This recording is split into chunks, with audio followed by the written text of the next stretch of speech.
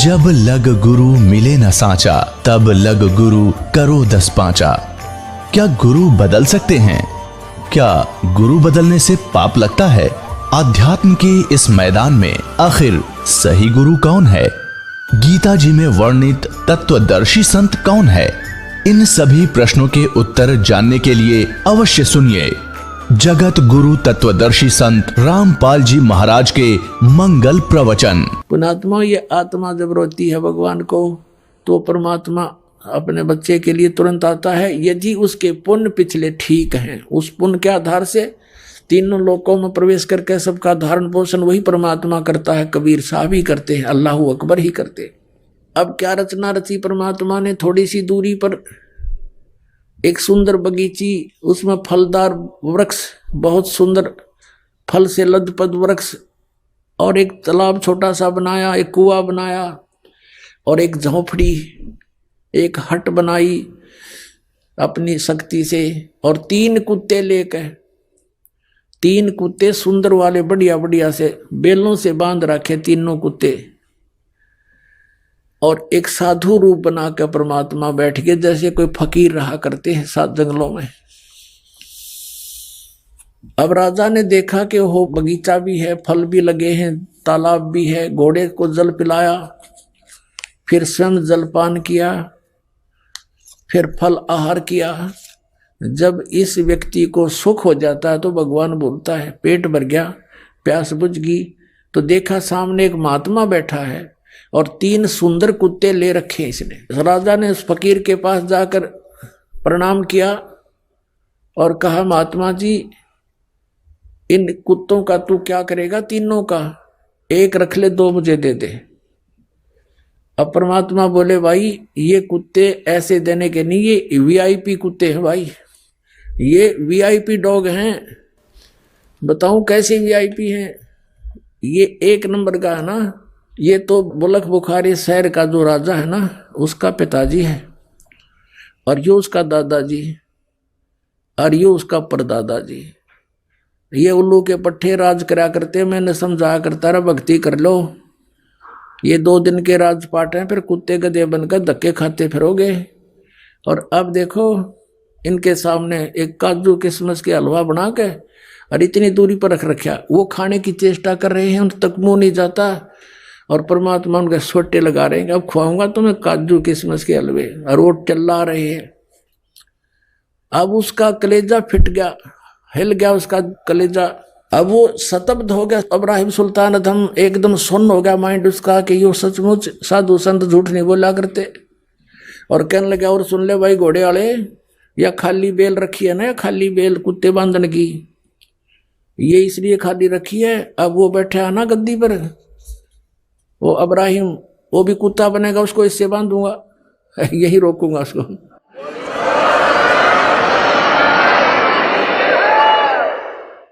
अब राजा ने सोचा है तो बहुत बूंदी बनी भाई, संत फकीर झूठ नहीं बोला करते, और ये पिताजी माता पिता यहाँ बदे बैठे हैं, और 13 नंबर तैयार है। चरणों में गिर गया, पैर पकड़ लिए, बुरी तरह रो रहा है, बुरी तरह रो रहा है, 1 घंटा रोता रहा।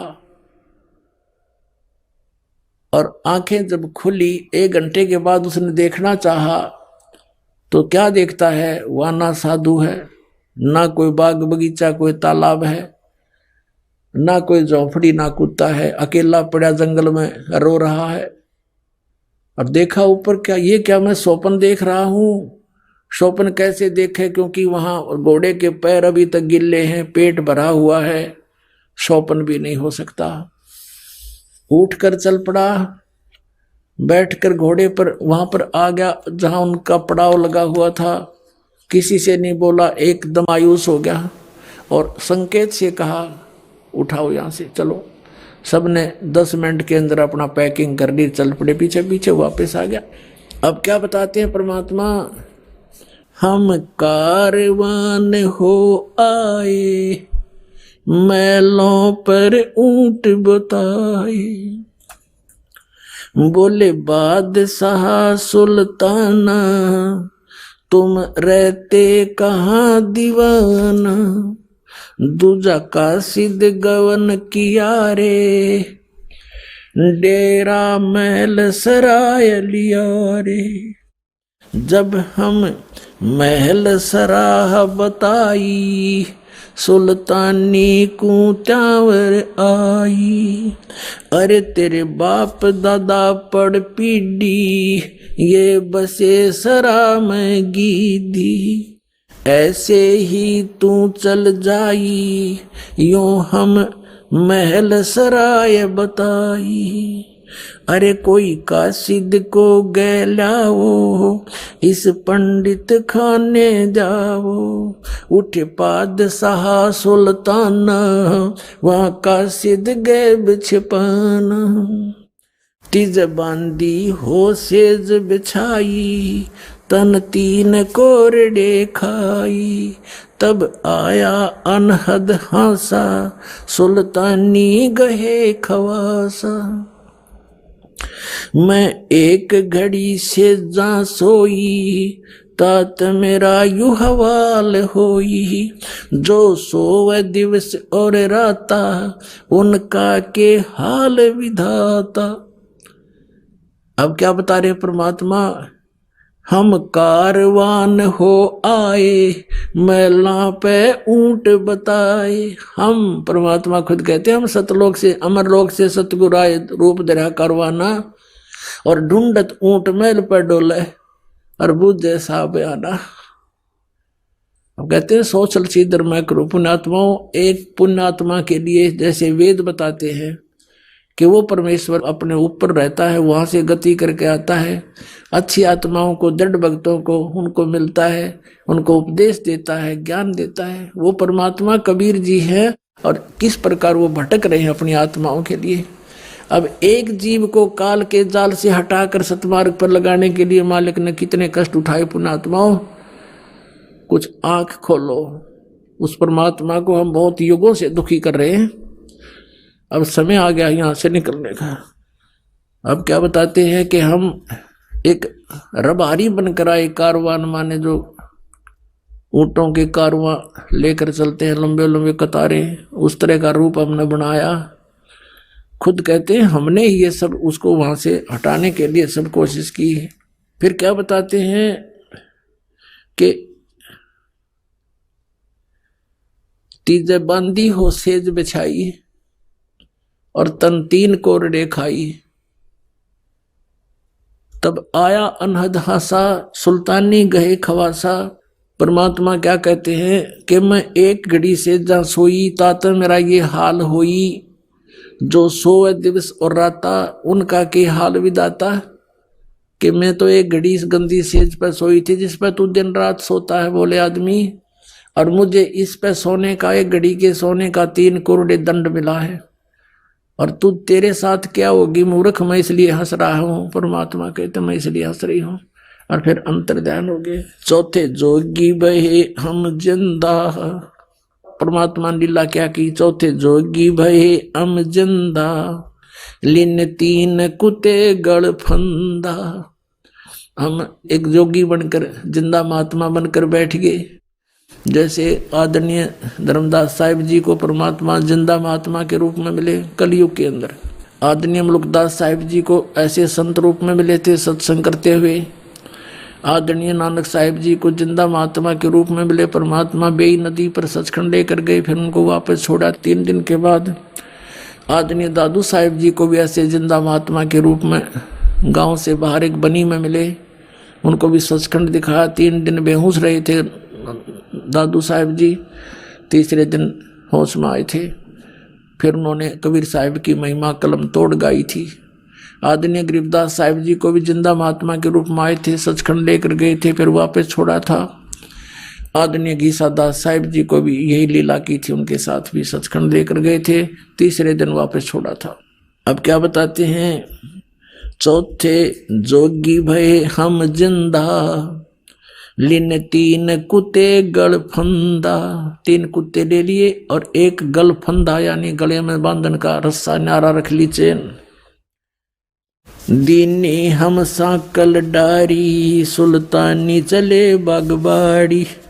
बोले पात सहा सुल्ताना, कहाँ से आए जंद दीवाना।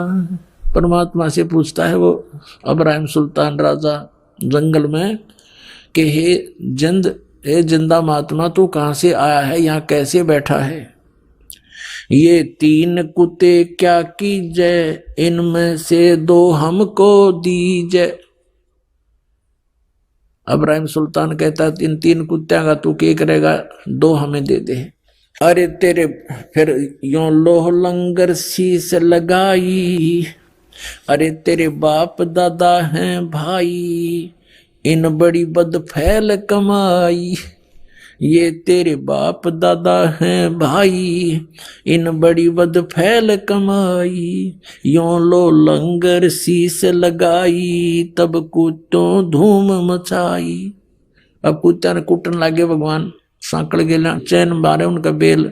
अरे ये तेरे बाप दादा पड़ पीढ़ी, ये भी बसे उसी सराम गीदी। ये भी उसी सराम रहा करते जिसमें तू रह रहा है। अब तू तख्त बैठ कर भूली, तेरा मन चढ़ने को सूली। अब तू तख्त पर बैठ कर राजा बनकर भूल गया भगवान को, तेरी यह दुर्गति होगी। जोगी जिंदा गैब भयारे, हम ना कछु भेद लहारे। बोले पादशाह सुल्ताना, जा खड़े अमीर दीवाना। ये 4 चरित्र बीते, हम ना कुछ भेद न लीते। वहाँ हम मारा ज्ञान गिलोला, सुल्तानी मुख न बोला। तब लगे ज्ञान के बाना, छोड़ी बेगम माल खजाना। सुल्तानी जोग लिया रे, सतगुरु उपदेश दिया रे। छोड़ा 18 लाख तुरारे, जैसे लागे माल बुरारे। छोड़ा 18 लाख तुरारे, जिसे इब लाग गया माल बुरारे। 18 लाख घोड़े भी त्याग दिए। अब वहां से घर पे आ गया। घर आते ही उसने क्या किया, जंगल से जब आया वापस वन से, किसी से नहीं बोला। चारों तरफ रानियों ने घेर लिया। मंत्रियों से पूछा रानियों ने क्या बात होगी, तुम तो 1 हफ्ते के लिए गए थे, आज दूसरे दिन वापस कैसे आ गए। तब मंत्रियों ने बताया कि ऐसे ऐसे एक हिरन के पीछे ये बहुत दूर तक चले गए, पता नहीं वहां इसके साथ क्या घटना घटी, किसी से नहीं बोल रहे हैं। हमें भी संकेत से कहा कि चलो यहाँ से और यहाँ आगे, अब तुम जानो, तुम्हारा काम जानो। रानी कहने लगी कि देखो जी, आप तो वैसे ही बच्चों वाली बातें करते हो, ये सब ऐसे ही होते हैं, कुछ नहीं होता है, ये भूत प्रेत होते हैं, आप ऐसा क्यों महसूस करते हो। अब राजा कहता जिसका लागे वो जाने, ये भूत है प्रेत है क्या है, पर मुझे नहीं मालूम। अब मैं यहाँ रह नहीं सकता। मन में ये सोच रहा था, रानियां कह रही थी ऐसा कुछ नहीं, आप तो वैसे ही ऐसे घबराए से रहते हो। इतने में क्या हुआ कि एक कुत्ता आ गया। एक कुत्ता आ गया जिसके सिर में जख्म था, जख्म में कीड़े चल रहे थे अनगिन। और कुत्ता आकर के इतनी दूर खड़ा हो गया, सब देख रहे थे, वो बातों में लीन थे, राजा से बातें कर रहे थे। कुत्ता आ गया सामने और कहा इब्राहिम। अब सब ने देखा, कुत्ता बोला इब्राहिम मैं उस नगरी का राजा था, तुझे याद है, और एक राजा के साथ युद्ध में मारा गया था। जैसे कर्म मैंने किए देख, आज भोग रहा हूं भाई, देख ले बच्चा जा तो बच ले। यूं कहकर कुत्ता खे देसी वापस हो लिया। अब इतने सोच दिया ही, कुत्ता पकड़ो पकड़ो, इतना कुत्ता बहुत दूर अंतर ध्यान हो गया जाके। अब वो कहने लगा अब तुम देखो क्या है मेरे साथ, और कहा बाहर हो जाओ सब यहाँ से। कमरे से सबको बाहर कर दिया अपने कक्ष से। सारी रात करवट लेकर काटी, अब सीधा निकलूंगा तो ये जान नहीं दे मुझे।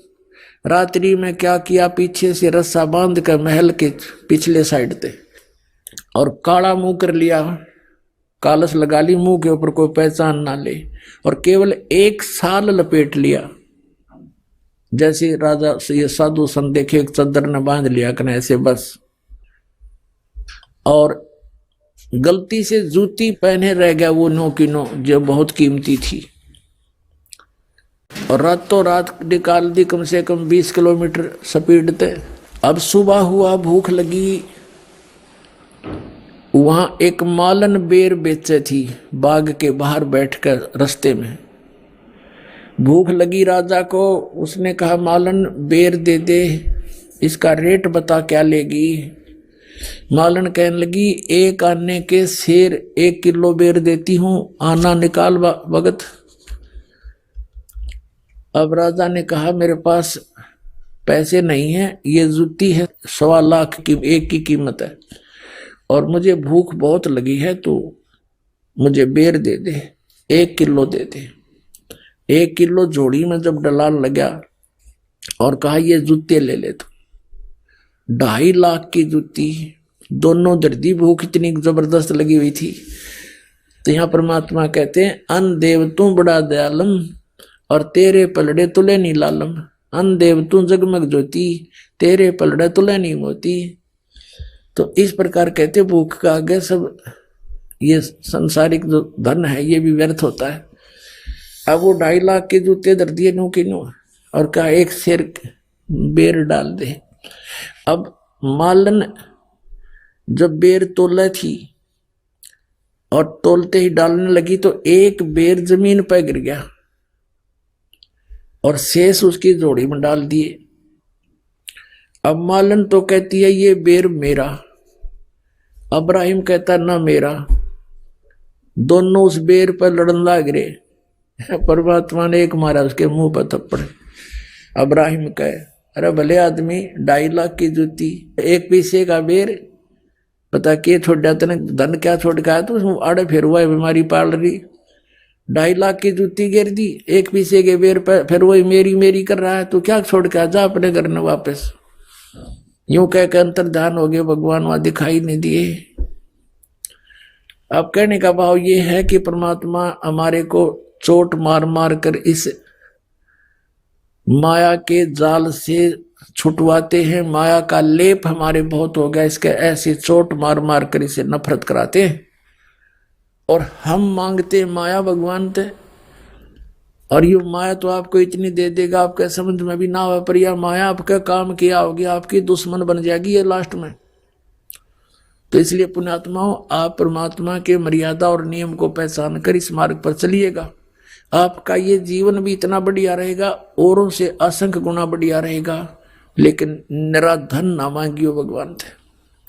केवल माया मत मांगना, यो दे तो यह भी देगा, पर भगवान का जो काम था वो तो अधूरा रह गया। आपको पार करना, आपको सचखंड ले जाना, वो तो फिर अधूरा रह जाता अगर इस माया के चक्कर में भगवान आपको डालेंगे। लेकिन ये कभी नहीं डालते, लेकिन आपका काम भी कोई पेंडिंग नहीं रहने देंगे जो आवश्यक होगा, ये सच करना। ये 4 चरित्र बीते, हम ना कुछ भेद न लीते, वह हम मारा सुल्तानी जोग लिया रे, सतगुरु उपदेश दिया रे,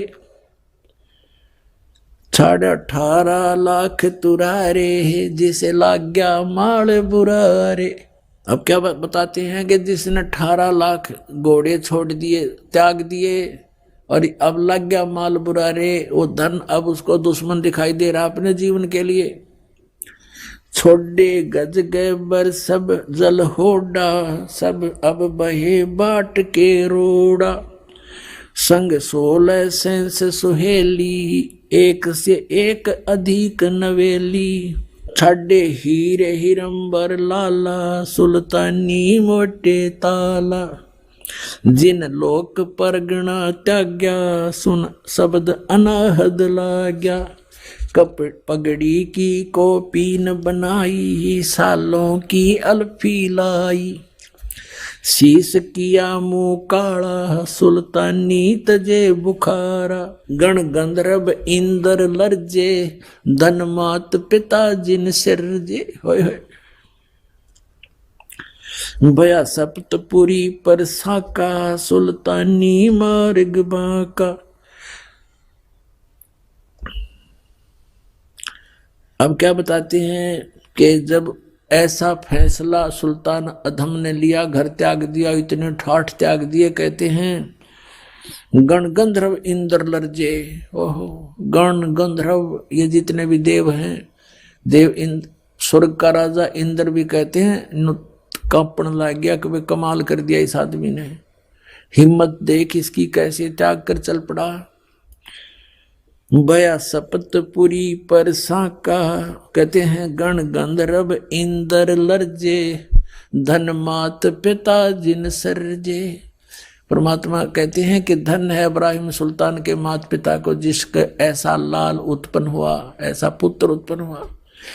कबीर साहब कहते हैं कह तो माता भगत जने या दाता या सूर, अन्ना तो रह ले बांझड़ी क्यों व्यर्थ गंवावे नूर। या तो माता भक्त पैदा करे, या कोई दानी यानी दाता, और या सूरवीर उत्पन्न हो। जो सूरवीर में गुण होते हैं वो अत्याचार करता नहीं और अत्याचार सहन भी नहीं करता, दूसरों के दुख में दुखी होने वाला होता है, कोई बकवास करने वाला होता है उसके साथ वो फिर संघर्ष करता है। तो कहता है या तो माता भगत जन है, उसके साथ तो कहना है कि अरिया दाता दानी हो, धार्मिक व्यक्ति हो, धर्म करने वाला हो, या फिर सूरवीर हो, अन्यथा जन्म देने की कोई जरूरत नहीं किसी बालक ने। अपना क्यों व्यर्थ में नूर, अपना शरीर भी क्यों खराब करे, बर्बाद करे। कहने का भाव ये है, कहते हैं गण गंधर्व इंद्र लर्जे, धन मात पिता जिन सरजे। कहते धन है उसके माता पिता ने जिसे जन्म हुआ, ऐसे महापुरुष का। सुन शब्द अनाहद राता, जान काल कर्म नहीं जाता, जान हिंदू मुसलमान कुछ रामन दुआ सलाम। एक समय ये इब्राहिम सुल्तान अधम अपना ऐसे ही परमात्मा की याद में टाइम पास कर रहा था, भक्ति कर रहा था। एक समय क्या हुआ कि बहुत अच्छी वर्षा होगी, वर्षा का मौसम था, साथ में हवा तेज चली।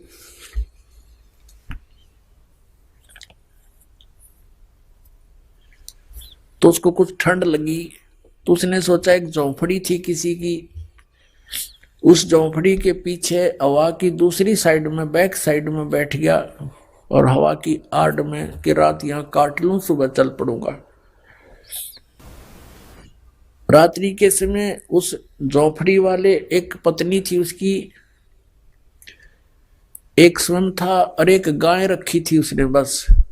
और दोनों आपस में क्या बातें कर रहे हैं कि भगवान ने इसी बढ़िया बारिश कर दी, बढ़िया घास हो जाएगा और अच्छा अपना गाय का दूध पीवांगे, ठाठ से रहेंगे। तो वो कहता है कि हमारे ऐसे ठाठ हो गए जैसे बलख बुखारा के बादशाह के भी गोना। अब वो इतना धनी व्यक्ति, इतना रईस व्यक्ति था, बलख बुखारे का बादशाह सुल्तान अधम, के उसकी चर्चा चला करती थी कि तू के नाराय बलख बुखारे का राजा है, ऐसा के धनी हो गया तू। तो इसी दृष्टिकोण से उन्होंने कहा कि इसे मौज तो बलख बुखारे के राजा की भी नहीं जैसी हमारी है, ये मन की बकवाद होती है। अब उस इब्राहिम सुल्तान ने सोचा देख भोले आत्मा इनके पास खक नहीं, अरे सन मौज मान रही है उस, क्योंकि स्वयं ज्ञान होने के बाद प्रत्येक प्राणी की का ये प्रयत्न होता है कि किसी प्रकार इसकी भी आंख खोल दूं, समझा दूं। इसने भक्ति बिना कुछ नहीं जीव, कुछ भी सामान नहीं तेरे पास, मैंने सब कुछ छोड़ दिया। इसी दृष्टिकोण से सुबह हुआ तो उनके सामने झोंपड़ी के आगे खड़ा होगा, नमस्कार किया और कहा भी तुम रात्रि में क्या बातें कर रहे थे। तो वो कहने लगे तू कहाँ सुन रहा था कि मैं तुम्हारी झोंपड़ी के पीछे बैठा था, मुझे ठंड लग रही थी। तुम क्या कह रहे थे कि ऐसे ठाठ हो गए हमारे बलख बुखारा के बादशाह के भी नहीं। अरे बोले आदमी ये के ठाठ है भाई, परमात्मा की भक्ति करनी चाहिए। ये मनुष्य जीवन परमात्मा की भक्ति के लिए, आत्म कल्याण के लिए मिला है। और सुनो, मैं हूं बलख बुखारे का राजा और मैंने सब कुछ त्याग दिया परमात्मा पाने के लिए। अब वो क्या कहता, कर्महीन वो झोपड़ी वाला कहने लगा प्रथम तो तू राजा नहीं हो सकता। वो कहता है कि मैं सच्ची बताता हूँ, कसम है अल्लाह की, कसम है खुदा की, मैं वो इब्राहिम सुल्तान आदम हूं, मैंने राज त्याग दिया। फिर कहने लगा प्रथम तो तू राजा नहीं हो सकता, और जब तू राजा है तो तेरे जैसा मूर्ख नहीं जो इसने धरना छोड़ के आ गया, मेंटल चल यहां से। अब क्या कहता है बलक, वो राजा क्या कहता है कि रांडी ढांडी नात ये नरकइये काग, और बलख बुखारा छोड़ दिया थी पछली लागे। अब क्या बताते हैं कि भाई इस पर तो एक या औरत नहीं छूटती, एक या गाय, रांडी ढांडी, ढांडी गए गाय को, रांडी औरत को, हरियाणा की लैंग्वेज में भाषा में कहा परमात्मा ने ज्ञान गरीबदास जी ने, कहते हैं रांडी ढांडी नाथ ये नर कई हैं काग, ये गणे चतुर बन रहे हैं, और बलख बुखारा छोड़ दिया थी कोई पछली लाग। कहते पिछले तब से होते हैं पूर्ण हंस मुराद। क्या बताते हैं मेरा कोई पिछला संस्कार था, मैंने इतना कुछ छोड़ दिया, इस पहिया ना छूटती नालायक पे, कर्महीन इंसान है ये, भक्ति नहीं करता। तो पुण्यात्मा लागी का मार्ग और है लग चोट काल जा करके, लागी का मार्ग और लग चोट काल जा करके, लग करके लागी का मार्ग और है लग चोट काल जा करके, बन बीच बरतरी भूप ने एक मारा ताण निशाना, बन बीच बरतरी भूप ने एक मारा ताण निशाना, कोई घड़ी सदी थी आवन की साधु का हो गया आना, कोई घड़ी सदी थी आवन की साधु का हो गया आना, कोई मुआ मृग जवा दियो नत तार धरो ने बाणा, कोई मुआ मृग जवा दियो नत तार धरो ने बाणा, वो जीवित कर दिया ढोर था शिष बना परीक्षा करके, शिष बना परीक्षा करके, शिष बना परीक्षा करके, लागी का मार्ग और है लग चोट काल जा करके, लग चोट काल जा करके, लग चोट काल जा करके, लागी का। गोपी चंद योगी हो गए जिन ले लिया भगमा बाणा, गोपी चंद योगी हो गए जिन ले लिया भगमा बाणा, गुरु महल जनान बेजते डोडी में अलख जगाना, गुरु महल जनान बेजते डोडी पे अलख जगाना, व्यंजन 36 छोड़ के भिक्षा का भोजन खाना, व्यंजन 36 छोड़ के भिक्षा का भोजन खाना, तन पड़ गया कमजोर था ना खाया उदर भर के, ना खाया उदर भर के, ना खाया रे उदर भर के, लागी का मार्ग लग चोट काल जा करके, लग चोट काल लागी का मार्ग और है लग चोट काल जा करके, बाजीद कहे उठाओ ऊंट को लोग कहें ये मुआ, बाजीद कहे उठाओ ऊंट को लोग कहें ये मुआ, उठन आड़ी चीज रही, ना गया उड़ सलानी सुआ रही। उठन वाली चीज नहीं, गया उड़ सलानी सुआ। कुछ नक्सक बिगड़ा है नहीं, बाजी दा अजरज हुआ। कुछ नक्सक बिगड़ा है नहीं, बाजी दा अजरज हुआ। जिन करया अचंबा गोर है, तजा राज काल से डर के, तजा राज काल से डर के, तजा राज काल से डर के लागी का।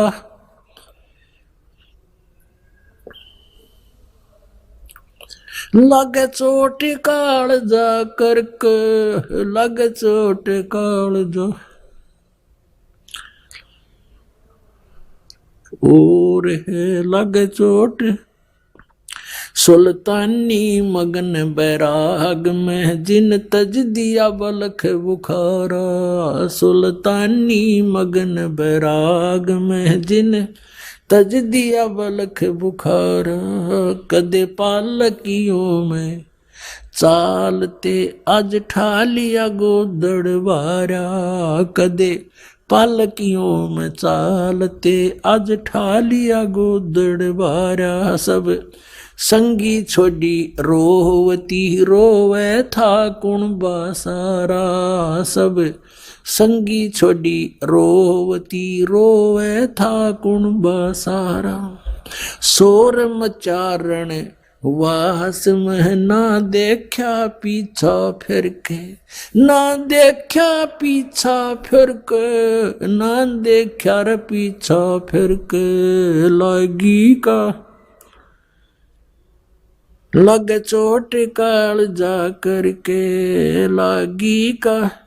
कुएं में शेख फरीद ने किसी मीठी बोली बासा। कुएं में शेख फरीद ने कैसी मीठी बोली बासा। तुम चुन चुन कागा खा ली और मेरे हाडों पर का मासा। तुम चुन चुन कागा खा ली और मेरे हाडों पर का मासा। मेरे दो नैना मत छेड़ियो, मोहे राम मिलन की आशा। मेरे दो नैना मत छेड़ियो, मोहे राम मिलन की आशा। जिन करी तपस्या गोर थी, वो होए आसरे अर्क। वो होए आसरे हर्क, वो होए रे आसरे अर्क। लागी का मार्ग और है, लग चोट काल जा करके, लग चोट काल जा करके, लग चोट काल जा करके लागी का मार्ग।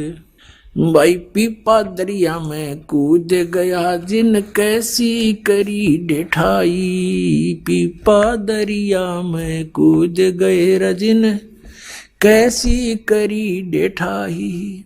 वो नरपाड़ा जीत गए, जिन सिर धड़की रबाजी लाई। वो नरपाड़ा जीत गए, जिन सिर धड़की बाजी लाई। कह मंगलानंद चेतियो, तुम सोच समझ मेरा भाई। कह मंगलानंद चेतियो रे, कुछ सोच समझ मेरा भाई। बिन चेत्य यू झूठा सोर है, कुछ जाइयो सुकर्म करके। कुछ जाइयो सुकर्म करके, कुछ जाइयो रे सुकर्म करके लागी का मार्ग। और है लग चोट काल जा करके लागी का। लग चोट काल जा करके लग के लागी का मार्ग। और है लग चोट काल जा करके। पुण्यात्माओं, अब परमात्मा प्रेरणा करते हैं सभी बाप पुण्यात्माओं को कि ये मानुष जीवन केवल परमात्मा प्राप्ति के लिए ही प्राप्त हुआ है, और इसको अंतिम श्वास तक परमात्मा की भक्ति में लगाकर ही सफल किया जा सकता है। किसी भी सदग्रंथ को, किसी भी परमात्मा प्राप्त महापुरुषों की वाणी को आप पढ़ोगे, देखोगे, सुनोगे, उससे आपको यही पता चलेगा कि इस भक्ति को, इस साधना को आपने अंतिम श्वास तक करना है।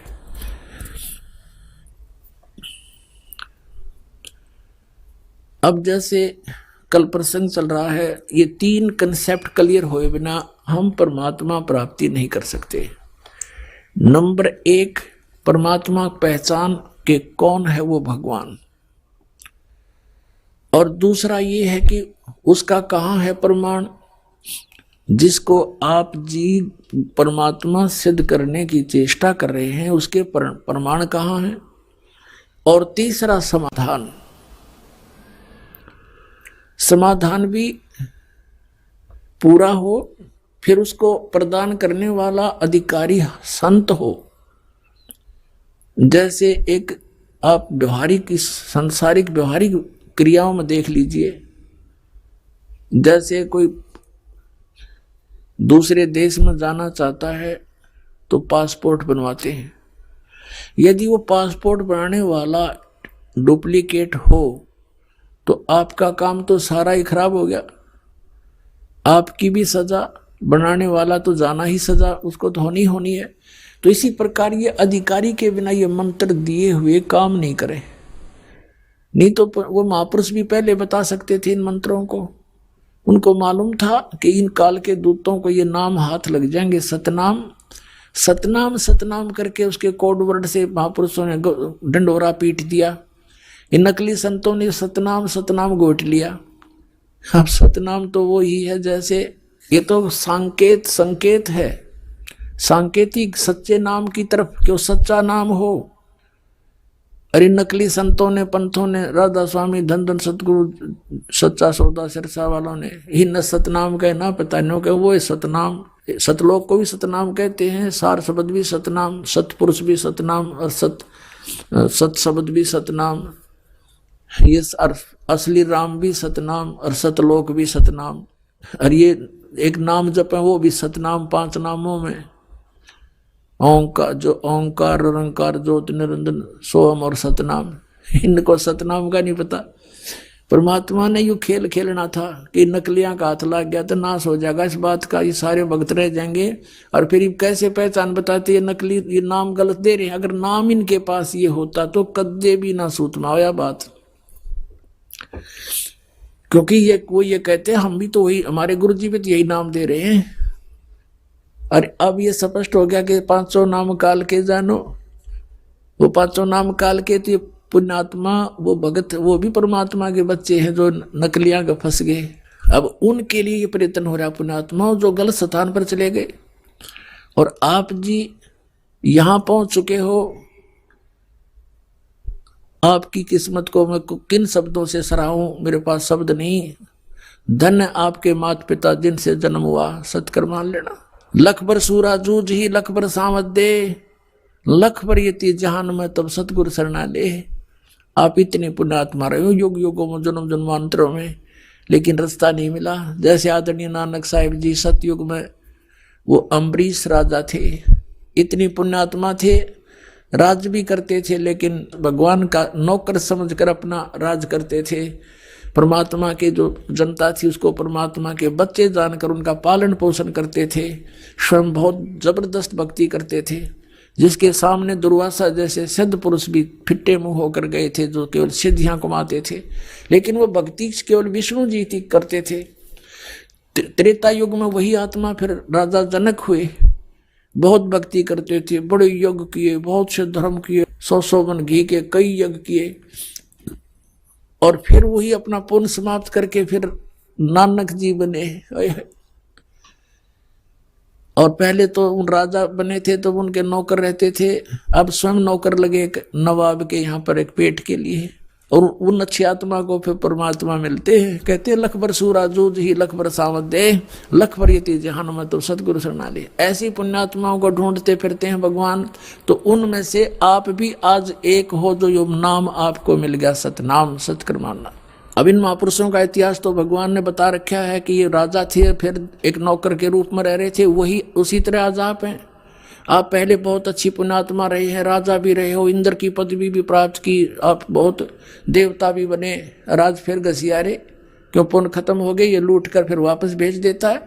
तो अब हमने अपनी इस भक्ति को सुरक्षित रखना है, यहाँ वेस्ट व्यर्थ नहीं करना, ना किसी को आशीर्वाद देना, ना सिर पर हाथ धरना, नहीं तो आपकी भक्ति समाप्त होने लग जाएगी, पंचर हो जाएगा आपकी राम नाम की गाड़ी में। ये पंचर नहीं करना, हमने यहाँ से बचाकर अपना सतलोक चलना है। अपने भाइयों को, बहनों को, रिश्तेदारों को, माता को, पिता को, सबको राम नाम पर लगा दो, अपना अपना पंप दो, अपने अपने टायरों में खुद हवा भरेंगे।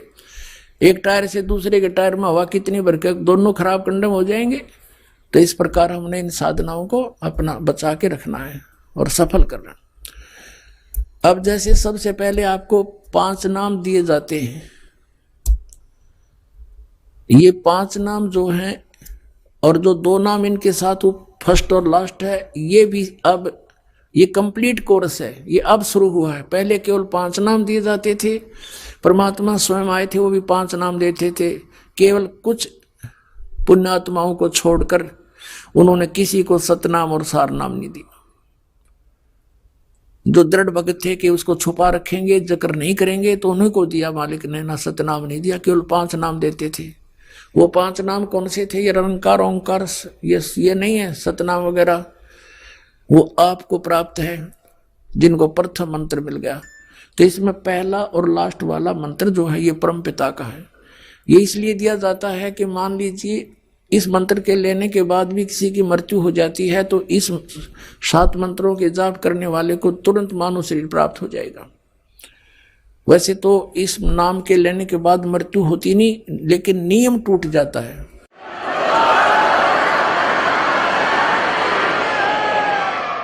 क्योंकि हम उन पुरानी मर्यादाओं में घने रंगे जा चुके हैं और हमारा समाज बहुत बड़ा है। हमारे इस मार्ग को, नियम को कोई ना कोई भंग करवा ही देता है मजबूरी के कारण, किसी लोक लाज में, तो फिर हानि हो जाती है। यदि इस प्रारंभ में ही दृढ़ हो जाए, जैसे नानक साहिब जी की तरह, और ये जितने महापुरुष हुए उन्होंने कहा कि लोक लाज मर्याद जगत की तरण जो तोड़ बगावे, जब कोई राम भगत गत पावे। परमात्मा कहते हैं लोक लाज ना कीजिए, निर्भय हो रही है, ये मन संतों दीजिए तो गोविंद पाइए।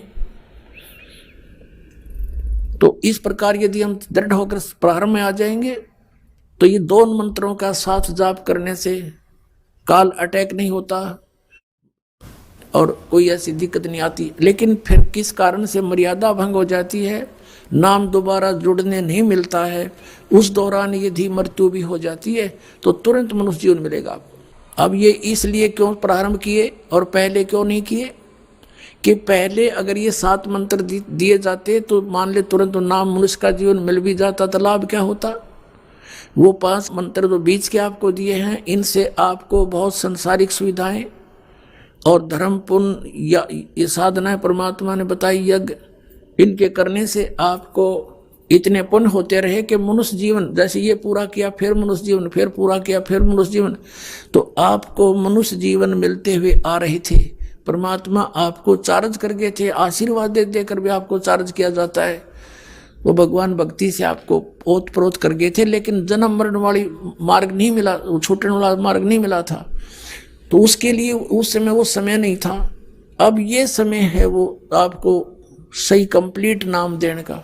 तो अब ये 7 मंत्र इसलिए दिए जाते हैं कि किसी कारण से मृत्यु हो जाती है तो तुरंत मनुष्य जीवन मिलेगा, अभी 1 साल के अंदर वापस आ लेगा वो व्यक्ति और मनुष्य जन्म लेगा, भगत के घर जन्म होगा।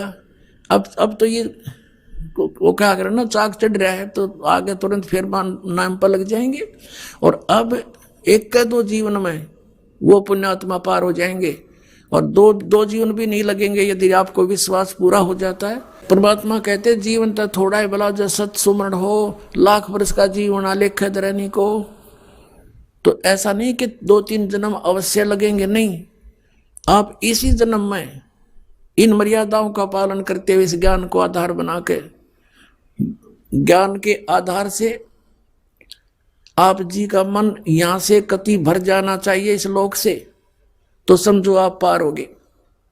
आपका यहाँ से नफरत हो जानी चाहिए। यो के जीवन है, आज मनुष्य जीवन है, कल मृत्यु होगी, सब दरे दराया रह गया। जिसको सारी उम्र जोड़ा रखा और जिसको अपना माना, काया तेरी है नहीं है माया कहाँ से हो, नंगा आया जगत में नंगा ही तू जा, बीच में ख्वाबी ख्याल है ये मन माया भरमाया।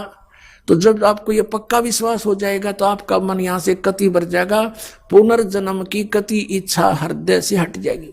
और भक्ति डट का आप कर ही रहे हो, क्योंकि इतना जबरदस्त मंत्र आपको मिल गया सतनाम का, ये 2 अक्षर का।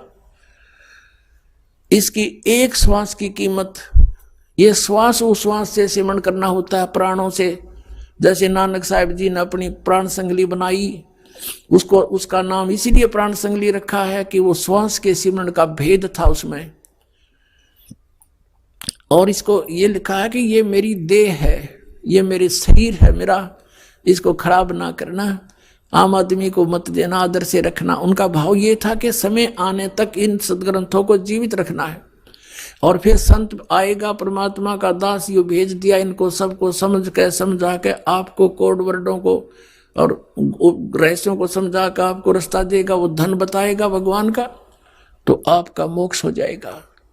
जैसे ये सदग्रंथ हमारे आदरणीय हैं, इनमें खजाना भरा पड़ा है और महात्मा इसमें लिख कर चले गए कि आम आदमी के चोर चेके हाथ ना लग जा, कहीं धन काट ले, चुरा ले जाता, तो इसको भेदी ही बता सकता है। जैसे श्रीमद् भगवद गीता, पवित्र वेद, पवित्र कुरान शरीफ, पवित्र बाइबल, पवित्र गुरु ग्रंथ साहिब, ये सदग्रंथ हैं। इनमें महापुरुषों ने कोड वर्डों में खजाने भर रखे और ये आम व्यक्ति या इसको उनका अनुयायी नहीं समझ सकता। जैसे एक सेठ मर गया, उसकी मृत्यु होगी और उसने अपनी बही में डायरी में लिख रखा था, जहां उसने धन दाब रखा था, उसमें लिख रखा था कि चांदनी 14 रात्रि के 12 बजे मंदिर के गुम्बद में इतने किलो चांदी, इतने तोड़े सोना, इतने रुपये दबा रखे हैं।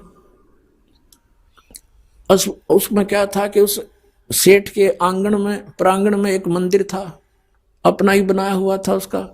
वहां इस करके उस मंदिर का भी जिक्र किया उसने।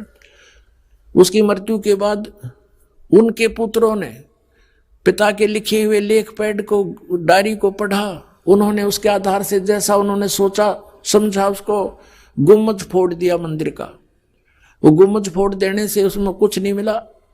उन्होंने सोचा पिताजी ने तो बहुत गलत लिख दिया, कहाँ लिख गए, संकेत गलत दे दिया, हाय धन मिला नहीं, लुट गए, पिट गए, बुरा हाल हो गया।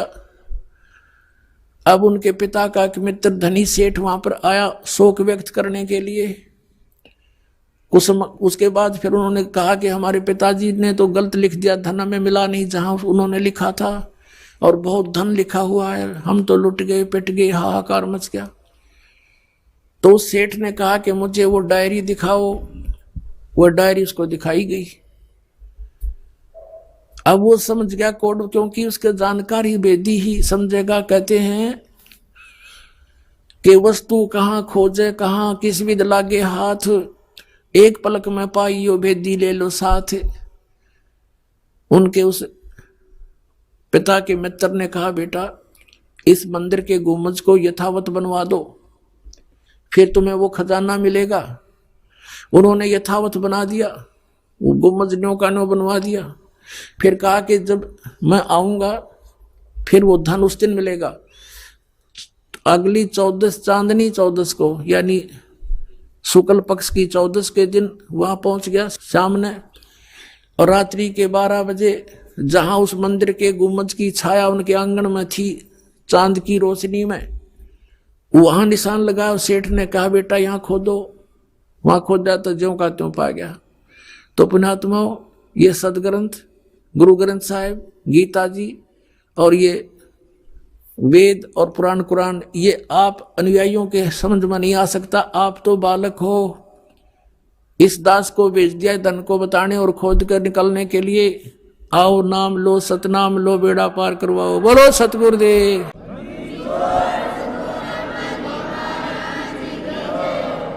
आइए अब हम उन श्रद्धालुओं के अनुभव जानते हैं जो जगत गुरु तत्वदर्शी संत रामपाल जी महाराज जी से दीक्षा प्राप्त कर चुके हैं तथा उनके द्वारा बताए गए भक्ति मार्ग पर चल रहे हैं। सर नमस्कार, नमस्कार सर। सर क्या नाम है आपका? हनुमत रजक। हनुमान जी कहाँ से आए हैं आप? मैं सागर मध्य प्रदेश से आया हूँ। सर संत रामपाल जी महाराज से नाम दीक्षा लेने से पहले आप क्या भक्ति साधना करते थे? संत रामपाल जी महाराज से नाम दीक्षा लेने से पहले मैं पुराने सभी देवी देवताओं की भक्ति करता था। इष्ट रूप में सबसे ज़्यादा रुचि हमें हनुमान जी की भक्ति में थी। हनुमान जी को विशेष रूप से मानते थे और साथ में जय गुरुदेव पंथ से भी नाम दीक्षा लिए हुए थे। तो सर जब आप जय गुरुदेव पंथ से जुड़े हुए थे, हनुमान जी को अपना इष्ट रूप में मानकर भक्ति करते थे, तो फिर आपको संत रामपाल जी महाराज से नाम दीक्षा लेने की क्या जरूरत आन पड़ी? संत रामपाल जी महाराज की शरण में जाने की सबसे बड़ी ज़रूरत तो ये कि हमें आध्यात्मिक ज्ञान जो पूरा ज्ञान चाहिए है वो नहीं मिल पा रहा था। कुछ प्रश्न बचपन से मेरे मन में उठते थे कि पूर्ण परमात्मा कौन है, हनुमान जी से भी बढ़ के कोई भगवान है कि नहीं है, सबसे बड़ा भगवान कौन है, इस तरह के प्रश्न मन में उठते थे जिन प्रश्नों के उत्तर हमें संत रामपाल जी महाराज जी की शरण में जाने के बाद मिले। तो इस वजह से हम संत रामपाल जी महाराज की शरण में गए। तो सर जो भी व्यक्ति संत रामपाल जी महाराज से नाम दीक्षा लेता है उनको कोई ना कोई लाभ जरूर होते हैं, चाहे वो शारीरिक हो, आध्यात्मिक हो, भौतिक हो। तो सर आपको क्या लाभ मिला संत रामपाल जी महाराज से नाम दीक्षा लेने के बाद? जैसा कि मैंने बताया कि संत रामपाल जी महाराज की शरण में जाने से पहले मेरे मन में बहुत से प्रश्न उठते थे। तो सबसे पहला तो आध्यात्मिक लाभ मुझे यही हुआ कि मेरे सभी प्रश्नों के उत्तर मिले कि सबसे बड़ा भगवान कौन है, इस सृष्टि की रचना कैसे हुई, इस तरह के सभी प्रश्नों के उत्तर मिले संत रामपाल जी महाराज की शरण में जाने से। दूसरा ये तो आध्यात्मिक लाभ हो गया। दूसरा और शारीरिक लाभ जो बहुत ही इम्पोर्टेंट है वो यह हुआ कि मुझे अप्रैल 2018 में एप्लास्टिक एनीमिया की बीमारी हो गई थी, जिसकी वजह से मेरा ब्लड बनना बंद हो गया था। पहले मुझे संत रामपाल जी महाराज की शरण में आने से पहले मुझे हर 4 दिन में ब्लड ट्रांसफ्यूज़न करवाना पड़ता था और मतलब ब्लड चढ़वाना पड़ता था। हर 4 दिन में ब्लड कम हो जाता था। लेकिन अब परमात्मा की इतनी दया है, संत रामपाल जी महाराज की इतनी दया है कि अब 4 दिन की बजाय 1 साल में ब्लड ट्रांसफ्यूज़न करवाना पड़ता है। मेरा कितना भी ब्लड क्यों भी ना कम हो जाए, मेरा ब्लड काउंट 2 ग्राम तक हो जाता है, 2 यूनिट तक हो जाता है, कभी कभी 3 यूनिट हो जाता है, 4 यूनिट तक हो जाता है।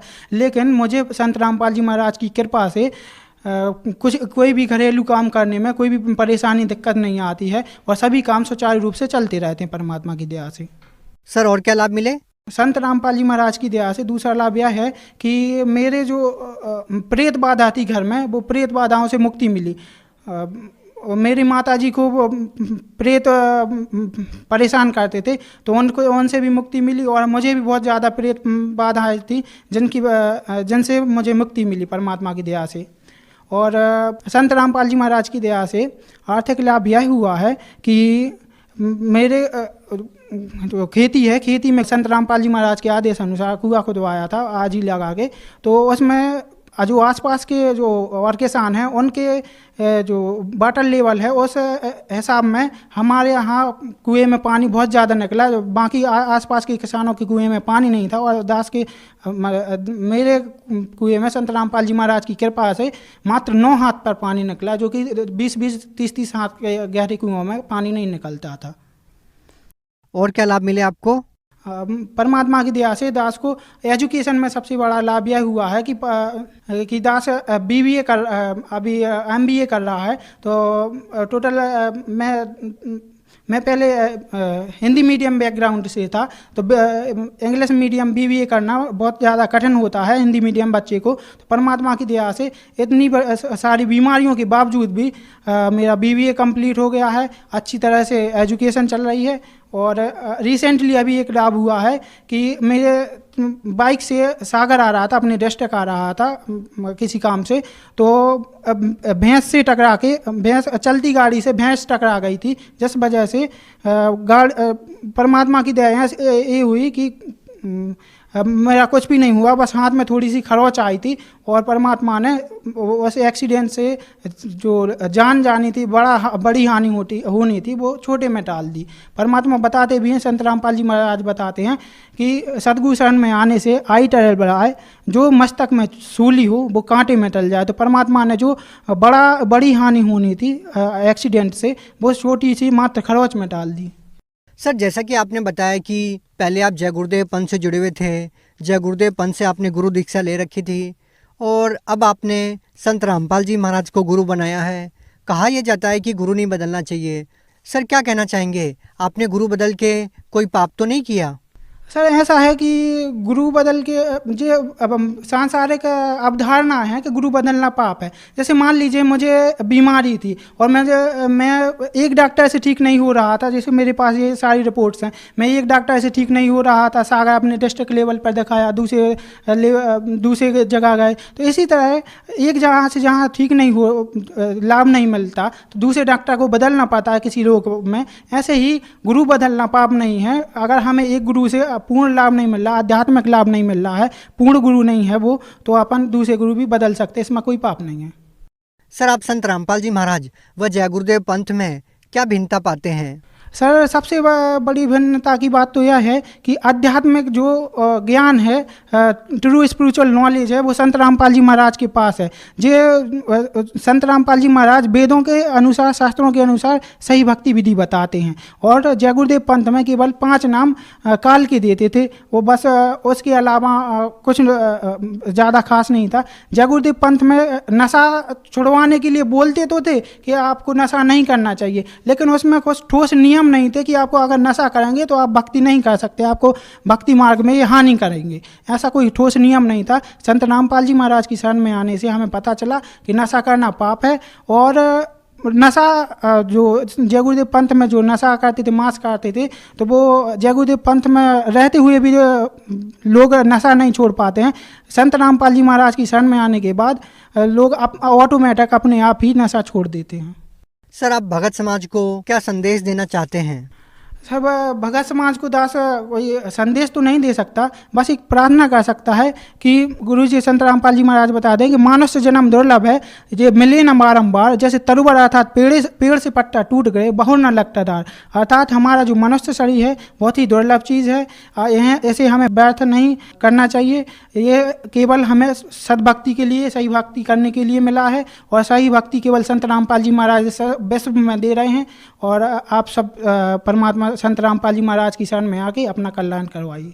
सर अगर कोई श्रद्धालु संत रामपाल जी महाराज से नाम दीक्षा लेना चाहता है, वो नाम दीक्षा कैसे ले सकता है? संत रामपाल जी महाराज से नाम दीक्षा लेने के लिए विभिन्न चैनलों पर सत्संग आते हैं। साथ में सत्संग के दौरान पीली पट्टी चलती है, एक पट्टी डिस्प्ले होती है, जैसा कि इंटरव्यू के नीचे भी डिस्प्ले हो रही होगी, तो उस पट्टी पर आपको नंबर डिस्प्ले होते हैं, तो उन नंबरों पर आप कॉल करके और संत रामपाल जी महाराज से नाम दीक्षा ले सकते हैं। स्पिरिचुअल लीडर संत रामपाल जी महाराज यूट्यूब चैनल सर्च करके आप सत्संग सुन सकते हैं। और सत्संग के दौरान इंटरव्यू आते हैं, इंटरव्यू के नीचे जो नंबर डिस्प्ले होते हैं वहाँ से भी आप नाम दीक्षा ले सकते हैं। फेसबुक पर भी ऐसे न्यूज स्पिरिचुअल लीडर संत रामपाल जी महाराज दोनों आईडी हैं, इन पर आप जाके सत्संग सुन सकते हैं। और सत्संग के दौरान जो नंबर डिस्प्ले होते हैं उन पर जाके आप नाम दीक्षा ले सकते हैं। जी धन्यवाद सत साहिब जी।